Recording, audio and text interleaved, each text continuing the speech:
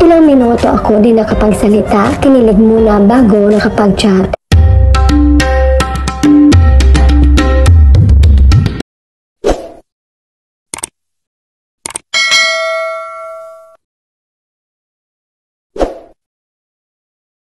May late post si Kim Chiu sa kanyang Instagram stories ng memorable moment ni Howard Jolina Magdangal nang nasa California sila. Vogue's ASAP Cali Edition at ASAP at GeForce Official. Last like goes to Mamshi at Maria Julina IG for lending me her socks na ginawa naming gloves. Hey, thank you Mamshi sa napakasaya experience na maging seatmate ka sa dressing room. Energy overload pero nakalimutan natin mag-picture. Tanging gloves at socks lang ang naturang alaala. Ang sagot ni Julins, Kemi, sobrang saya ko din sa dressing room natin. Naalala ko tuloy na muntik na ako mapasagot sa mga maiinit ng tanong ni Ann Curtis Smith. Nakalimutan kasing magdala ng props para sa katawan ni at Chinita Princess na gamitin niya sa pagsayaw.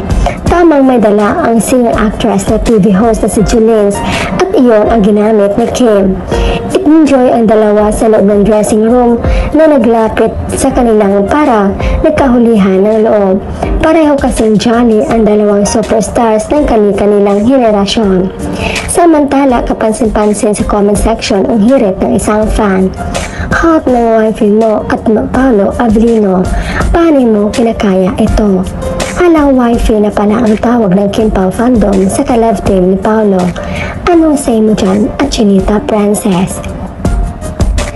Tanging hiling, dalangin at panalangin ay totoo at magkatotoo po ang lyrics sa mga songs niyo na dati. Pangarap lang kita, ngunit ngayon kahit may tampuhan, away bati, ngunit sa uli palagi pipiliin kong maging sa'yo palagi. Ikaw lamang habang buhay, laban lang po at Pao Avellino. At Chinita Princess, naalala ko lang po ang sinabi niyo na nagpapasalamat po kayo kay Pao Avellino for having your back during those tough times. Then sa SAP California na kahit misteryoso, seryoso, mukhang suplado pero totoo. Very sweet naman at mga lines niyo sa What's Wrong with Secretary Kim. At higit sa lahat, kahit seloso ka, ikaw pa rin ang pipiliin ko kay laban lang at Pao Avellino at Chinita Princess.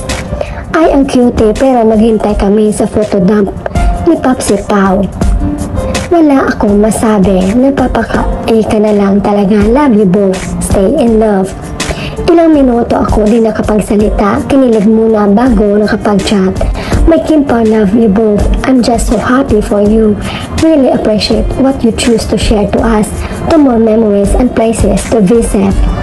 Ngunit nang umamin in public, nakikita namin at naglalapag ng ayuda kayong dalawa. Stay strong Kim Pao, andito lang kaming family ninyo, susuporta hanggang dulo at Pao Avellino. Please take care to my queen. At Chinita Princess, may post pala si The Oscar Brad sa FB niya which is deleted na. Pasalamat daw at di niya sinabi. Alam niya kundi kababagsak daw ng Kim Pao. Tama lang talaga ako, need lang natin mag-antay kasi kusa naman nilang share lahat ng masasayang ganap nila ang dalawa na magkasama. Salamat, Ama. No matter what also threatens you, always remember it's God's ways to prepare you well for a better person. Always trust each other and strengthen the relationship you have. Be careful around you. Don't share a random lesson that Akla did. I pray that your relationship will be stronger and that your protect will be successful.